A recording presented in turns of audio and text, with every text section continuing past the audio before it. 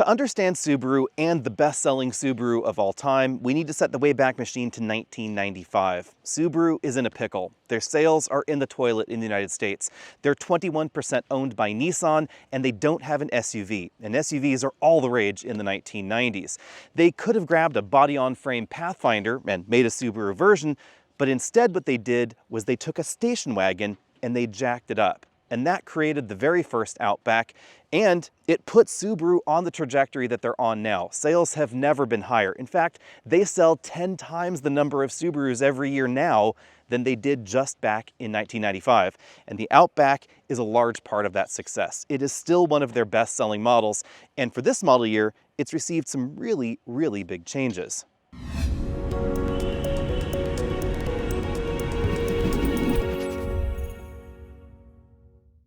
What's interesting about the Outback is that it isn't the only lifted station wagon that launched in the 1990s. We of course had the Volvo Cross Country, the very original one, 2 years after the launch of the Outback, but where is Volvo today? And this Outback is even more important than that because this is launching a whole host of new driver technologies, infotainment technologies, and interior refinements that you can bet we're going to see in other Subaru models soon. So let's dive right on in. Before we get stuck in, we have to address the most pressing question ever. Is the Outback a wagon? Is it still a wagon? This is such a controversial question, I've never quite understood it. Subaru calls the Outback a wagon, they always have, and they've even said that this, the most SUV-looking Outback ever, is still a wagon. So yes, but you can call it whatever you want. I'll let you do you. Up front, the big change is the style. The dimensions of this are almost exactly the same as the outgoing Outback because that's exactly how customers wanted it. But the style is definitely different, and that makes it look wider, it makes it look a lot taller than it really is. We have the boxy headlights here, more demure fog lights down below, and this definitely expressive eyebrow setup up front, which is the daytime running lights and the turn signals in those multiple modules. Instead of the trapezoidal grille, we have kind of a Ford-esque, I guess you'd say, big square grille right there with extra cooling down below. So how close to the old Outback is the size? Well, we're talking 191.7 inches from tip to tail, fractions of an inch increased length. It's actually a little bit narrower than the outgoing model, even though visually it does look wider.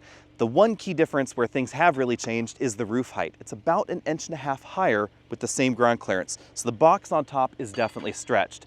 The rest of it is just sort of visual trickery. So we have the squarer windows back here, making it look more SUV-like. We have wheel arches that are a little bit larger than before and a little bit less body cladding than before, which Subaru says customers maybe were a little bit tired of so much cladding, so they did reduce it down a little bit, at least for the non-wilderness trims. But importantly, they kept the proportions. So we still have this relatively long hood. It's squarer, but it's still definitely lower than something like a Honda Passport. And the angle of the windshield, which apparently was really critical to Outback shoppers, is exactly the same. And according to Subaru, it's this long hood and that window rake that really give it the wagon-like vibe.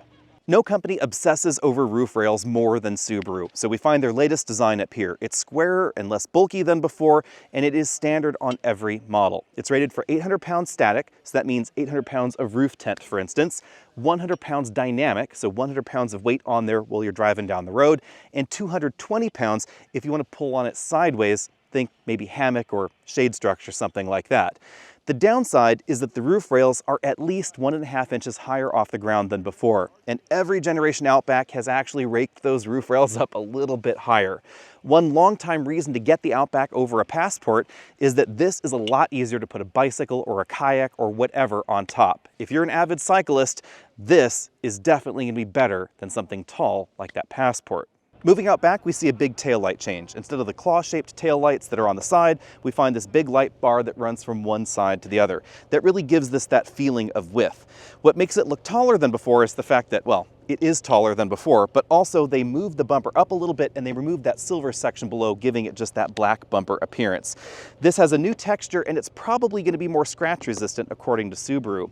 We have a windshield wiper back here, of course, but it's not tucked up under that high spoiler. Now the light bar might be LEDs, but oddly enough the turn signals are still incandescent. If you like to tow with your Outback, you're going to love this change. This center section of the lower bumper is removable, so you don't have to cut a hole in it to put that hitch on. Subaru has long had a reputation for safety, and this Outback doubles that with more standard safety tech than before and some new innovative tech we've never seen before on a Subaru. Right here we have the 3-camera eyesight system that we've seen in other models, but importantly in the top-end trims, that's combined with a radar sensor up front. Yep, a radar sensor in a Subaru. Novel. That is because this has the first Subaru hands-off-the-wheel active steering system. Think of this like Super Cruise for Subarus. The system is going to allow you on limited access highways that have been 3D mapped by Subaru to remove your hands from the steering wheel, and it will just steer you along on that road trip. Now, today we're taking a look at a model with a pre-production version of that software, but we're going to have a separate in-depth video on that, so be sure and stay tuned. What's coupled with that system is interesting. In addition to the driver monitoring, which apparently Subaru shoppers were really interested in, this system will also guide you to the shoulder and stop itself if you become unresponsive. So if you suffer a stroke or you pass out for whatever reason and you can't steer the vehicle yourself, it will actually flash the lights, take you over the shoulder and come to a complete stop, and then it'll call for help. That's right, dog lovers. Subaru says, "Take that, lassie." A Subaru simply wouldn't be a Subaru if it didn't have a boxer engine under the hood. So even though the front end is taller and boxier than before, that simply means that the engine is deeper down there than ever before. There is a 2.5-liter 4-cylinder boxer in the base model, and then this model has, of course, the 2.4-liter turbo. Horsepower figures are unchanged from last year, so we still get 260 horsepower out of this engine, but Subaru says that they've tinkered with just about everything under the hood, trying to make it quieter and reduce harshness and vibration. They've also kept another Subaru thing, which is the top-mounted intercooler, although it doesn't result in a top-mounted vent. The air for the intercooler is coming through this top section of the grille right there, and then it curves over and then down on top of the engine. Obviously, Subaru's standard all-wheel drive system is still on board, as is the CVT. So if you were hoping for a regular automatic transmission, we don't have one under here, although it will imitate one, and we don't have a hybrid system, at least not yet. But I wouldn't be surprised if the one under the hood of the Crosstrek and the Forester eventually made its way under this hood. Now let's dive into the interior, starting with the seats. The Outback has long been known for a more sedan-like seating position, and that certainly continues in this generation, if that's what you want. But let's talk about the seats first. This is a new seat designed for Subaru, and we're probably going to see this going into other Subaru models in the future. It's definitely more supportive, and I found it more comfortable over longer distance journeys. We have an extending thigh cushion here and 4-way adjustable lumbar support. It's worth noting, however, that the passenger seat does not have that 4-way adjustable lumbar, and that is something I would love to see in the top-end trims. We have a tilt telescopic steering column with a large range of motion, including motion upwards like this, which brings us back to the seating position, because if you prefer more of an SUV-like upright driving position like you'd find in a Forester or a CR-V or RAV4, you can do it now, because we get about an inch more headroom up front, whether we're talking about the model with or without the moonroof. And that means you can have a more SUV-like driving position if you want, or you can choose the wagon-like driving position. It's up to you. If you like sitting in a more upright seating position, or you can sit in a more upright seating position, you're going to find that the rear seats are a lot more accommodating than a small crossover like a RAV4 or a CR-V. Because check out that amount of legroom. That front seat's comfortably adjusted for me at 6 feet tall, 180 pounds. You could easily fit some of those big, bulky child seats behind me, and you absolutely cannot do that in a RAV4. I can't even fit my daughter's infant seat behind me in a RAV4. Here, you get tons and tons of room. But importantly, we also get about 1.5 inches more headroom than we got before. So even in the center seat position, which is definitely higher off the ground than the outboard bucket seats, I still have about 2.5 to 3 inches of headroom left. Quite a lot. This front seat is all the way back at its tracks. Travis was lounging up there, and as you can see, I have about 4 or 5 inches of legroom. So lots and lots of room in that way. We also get a relatively wide back end, so pretty similar to mid-size vehicles, so more like a Highlander or a Sorento maybe than something like a CR-V or a RAV4. It's not a big difference, but it does help those larger child seats fit in. On the downside, the shoulder belt for the center seat position continues to come out of the ceiling, and that does take up a little bit of cargo space in the back. It also means that if you put a child seat in the back here, it may be skewed to one side. Thanks to the taller roofline, but more importantly, thanks to the squarer profile, we find 34.6 cubic feet of storage space back here. That's an improvement of 2 cubes over the previous generation. That's definitely below something like a Honda Passport. That's over 40 cubic feet of storage space. And that puts this solidly in the tweener category when it comes to cargo capacity. You will actually find a little bit more storage space in a RAV4, but this is still very practical. And if you put longer items in your vehicles more frequently than taller items, this may be a better choice than some of those box boxier, more upright crossovers out there. Subaru's gone in a kind of different direction with their cargo divider thing. Instead of a regular roller style cargo cover, we have a machine washable sort of cargo drape, I guess you could say. It actually has an integrated zipper right there, so you can zip it up the middle and have it create a cargo hammock across the rear. But Subaru's interesting approach to cargo management doesn't end there. That net is supported by a bunch of different cargo hooks in the rear that you can also use for groceries, and then these little screw covers are not covering screws, they're actually covering mounting points for the same sort of accessories that we find in the Forester. So you can use these for dedicated Subaru accessories, or you can cook up your own and bolt all sorts of things to the back of this cargo area. Under the load floor, we do find a little bit of additional storage space. That's definitely very practical. We also find your jack, tire iron, etc. And then under everything, we have a temporary spare tire. But what's important is this may be a temporary, but clearly you could fit a full-size spare tire in there if you wanted to, if you were willing to ditch that foam divider. Also a really practical touch. And that will be the case whether you use the shoulder belt or the latch anchors. Yes, you can latch anchor into the center seat position because we have a fifth latch anchor right here. If I pull that Velcro off, you'll actually see it right there. That is meant to be used in coordination with this latch anchor over here. Now, the shared latch anchor design, you're only supposed to put a child seat latch anchored into either this position or that position, not both. You're not supposed to use that one anchor point for two child seats, but does give you more flexibility than you'll find in a lot of the competition. Also, a lot of small crossovers are ditching rear seat air vents, and we do find them here. We also have some USB charge ports there and heated seats for the outboard seating positions. With the seats out of the way, let's take a look at the rest of the interior, because again, you're going to see a lot of this in upcoming Subarus. We find some redesigned button modules.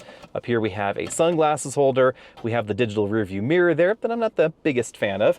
And we get an interesting texture on this headliner. I'm not actually the biggest fan of this. It reminds me a bit too much of trunk liner, but it definitely looks different than we've seen before, and it definitely gives us a different vibe than we've had before. More traditional upholstery is found on the sun visors, which do not slide to the side, but they do have a really long extension that comes out right like that. We also have illuminated vanity mirrors for the driver and front passenger, grab handles for all four seating positions, but one kind of surprise is that we don't have a panoramic moonroof. So rather sadly, Travis is sitting back there, moonroof free.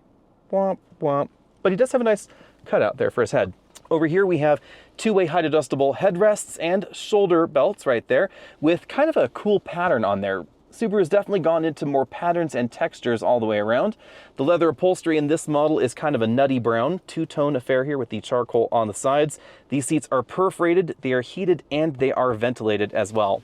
You can see down here that the passenger seat does not have the extending thigh cushion that the driver does as well. That's another thing I would love to see maybe as a premium package option. Bring the identical driver's seat over here to the passenger side. I think that would be a nice move, but this is still heated and ventilated over here.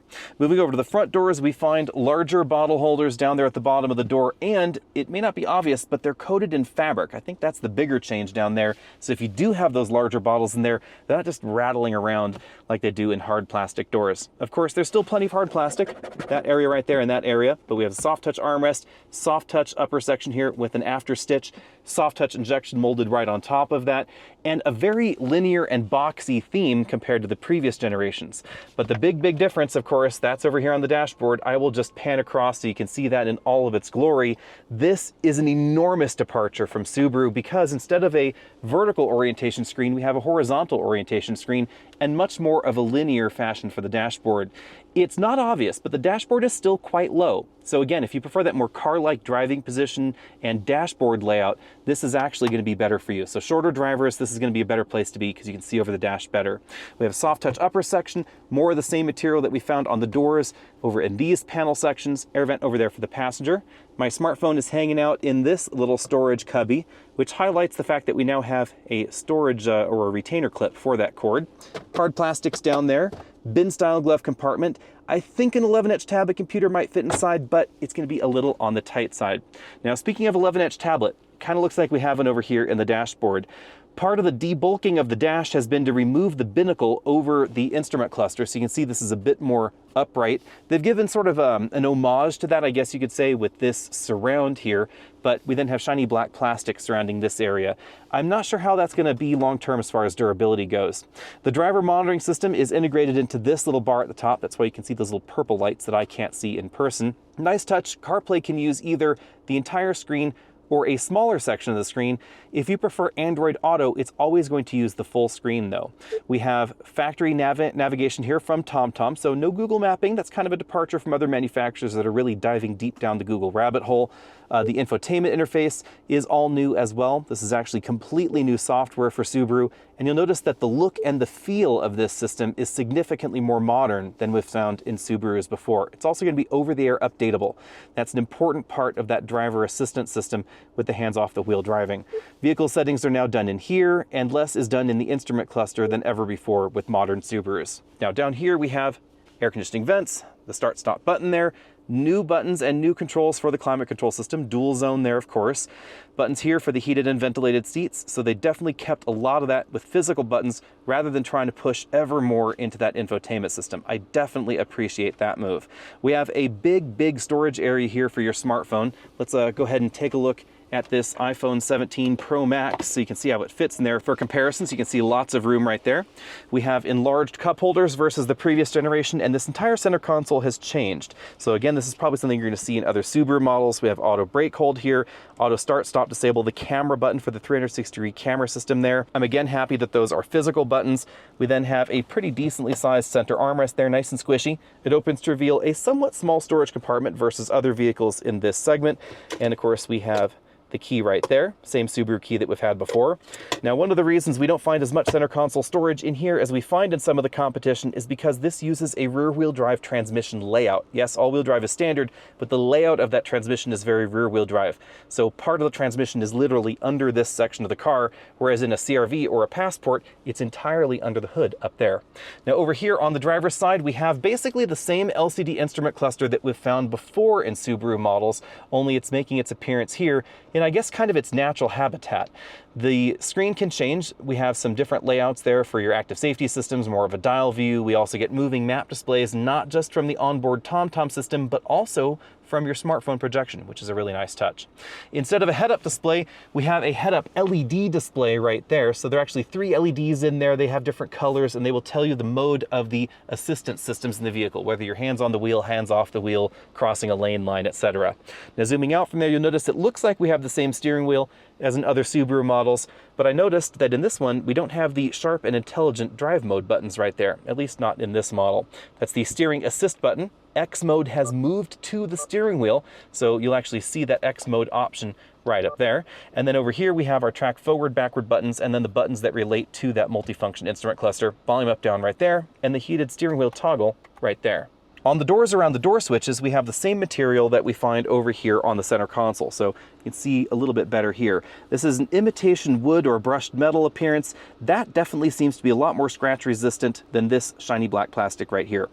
A little bit sad that we don't see a bit more of that in this interior. It's time to get the Outback onto its natural habitat, which is a gravel road. Every time I drive one, I think to myself, this is the vehicle made exactly for me, because this is the kind of road I spend a lot of time driving on at home. I have to drive on one for quite a while to get out to the paved road, and a lot of the roads near where I live are just sort of this kind of paving with occasional rocks here and there. And this is where the suspension and the general design of the Outback really shines, because it's not that it's soft, it's that we have a low center of gravity and we have a lightweight vehicle. So you don't need to have a suspension system and a suspension damping profile that's ultra firm in order to be able to control the weight of the vehicle, because there's less weight generally. Without a doubt, this is the heaviest Outback that's ever been, because we're driving the model with the turbocharged engine, but this all still applies. The less weight you have, the better handling is, the better 0 to 60 times are, the better braking scores are, etc. And let's briefly talk about those scores.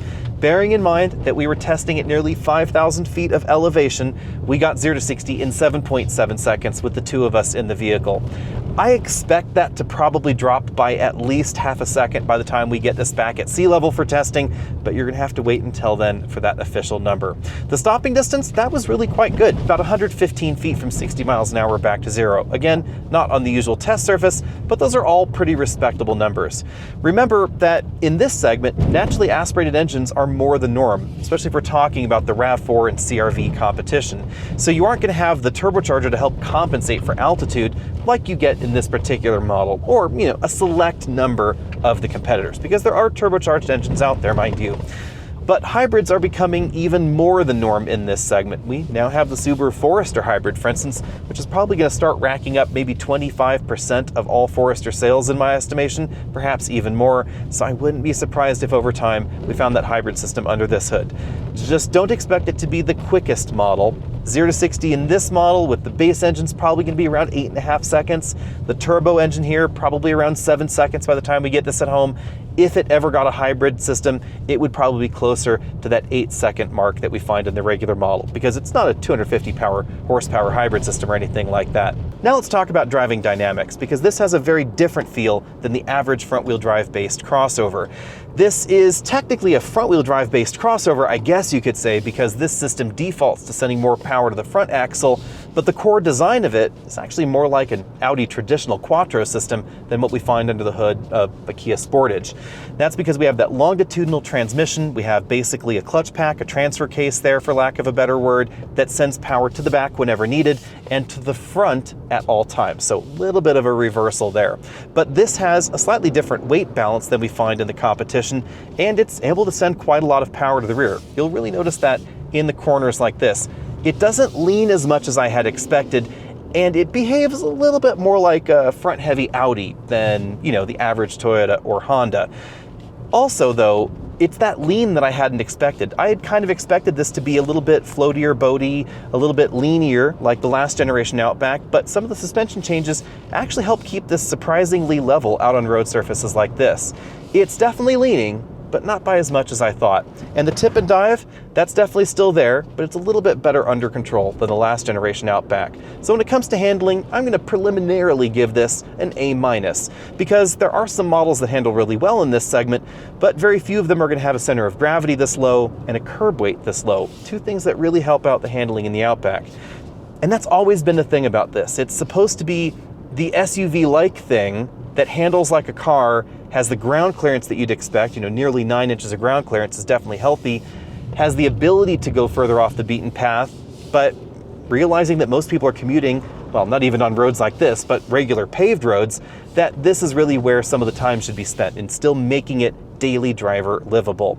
And that also applies to the ride quality. Thanks to the ground clearance and the suspension design, I'm easily going to give ride quality an A here. When it comes to cabin noise, obviously you're going to have to wait until one of us gets this at home for the official number, but 63.8 decibels is what we measured out here at 50 miles an hour. These are less than perfect road surfaces, so I suspect it may be a little bit lower at home. Subaru says that they have focused on harshness, vibration, road noise, and wind noise with this generation of the Outback, and some of those a little bit more than others, because we still have, of course, that boxer engine under the hood. So if I downshift, in air quotes, the CVT, you definitely hear that distinctive boxer engine sound, but it's now been muted to the point where it sounds more like a blender or a vacuum cleaner going on somewhere under the hood. It's not as rough as before, for sure, and more of those harsh noises have been mitigated into the cabin. Road noise is also relatively well controlled, although I do still hear some wind noise whistling around the side view mirrors at higher speeds, but definitely an improvement over every previous version of the Outback. The one thing that hasn't really improved, though, that is fuel economy. That's substantially similar to the previous model. I'll go ahead and post up there our average fuel economy once we get this back at the hotel, but keep in mind we've been going up and down mountain passes and doing a lot of idling, etc. So, I would expect if you treat this nicely out on the open highway, you can probably get around 30 miles per gallon or so. In daily driving, it's probably going to be more in the mid-20s because actual stop-and-go traffic means a lot of idling. And this is exactly where a hybrid system, I think, would shine. I know I've been talking a lot about that, and one doesn't exist, but if anybody at Subaru is listening, let's get the hybrid system under there at some point in the future.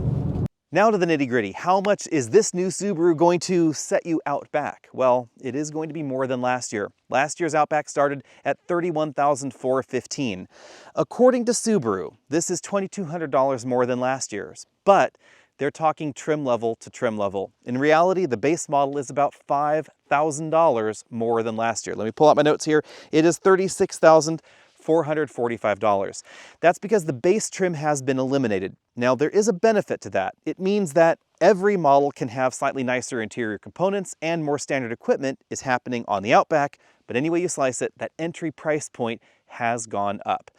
That still, though, puts this in a really weird and interesting segment because starting price, it's closer to a RAV4 or a CR-V, Sportage, Tucson, etc. than it is something bigger, like a Toyota Highlander. The Highlander has gotten quite expensive for 2026, or even a Honda Pilot or a Passport. And this is certainly targeted at someone that's interested in something like a Passport or maybe a Grand Cherokee. Or, in my mind, and follow me here for a second, in my mind, the closest direct competitor to this in the United States is a little bit different. It's actually the Kia Sorento, because price-wise, it also bridges the gap between compact crossover and mid-size crossover, well, being somewhat in between those two worlds. And yes, it has a third row, but I'm simply talking price and performance and feature set, etc. You can get a turbocharged engine in it. You can get a turbocharged engine here.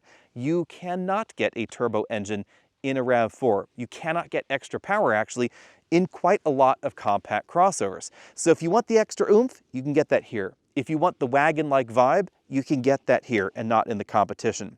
Now, speaking of here, we should talk about this one because this one is the XT Touring model. This one is $49,445, including destination. So yes, it is a price increase over last year's model as well, but it isn't as expensive as top-end trims of those competitors that I've been talking about. If you're looking at a Honda Passport, for instance, it is definitely going to be more expensive than this. Also higher than this is its roofline, though, and that is again the big differentiator between this and a Grand Cherokee or a Passport or really any of the boxy competition, Sorento included. It's the practicality of being able to lift your bicycle up on the roof without being 7 feet tall. And with some of these high-riding, high-boxy SUVs, you do have to be quite tall or use some of those hydraulic lift accessories to get a bicycle or a canoe or something like that on top. And if you're an avid kayaker or just an avid outdoors person, this is going to be easier to load stuff on the roof. And it's no mystery that in survey after survey after survey, Outback owners are that demographic. People gravitate towards this that are actually bicycling out on trails like this or just doing things where they actually have to load stuff on top of their vehicle. It's simply easier to get to. Anyway, let me know what you think about all that down there in the comments section below. Are you interested in this? Are you eager to wait for the Wilderness trim? We already know pricing and information on that. That is going to have adaptive dampers, which is going to take this to a next level. I'm really intrigued to see that one. Also, we are probably going to see a hybrid in the future. At least that is my Ouija board reading here. No official commentary from Subaru. They absolutely will not talk about that at all. But I think that Subaru's new hybrid system would be a perfect pairing for the Outback. Let me know what you think about all that down there. And of course, hit that subscribe button if you haven't already done so. We will be driving this at home for a full review, and maybe that's when we might talk about a Crown Signia, because I guess you could say that the Crown Signia is the wagon elephant in Toyota's living room. The problem is that living room is so far away from the Outback and it sells in such tiny quantities, I can't imagine anybody actually cross-shopping them. See you later.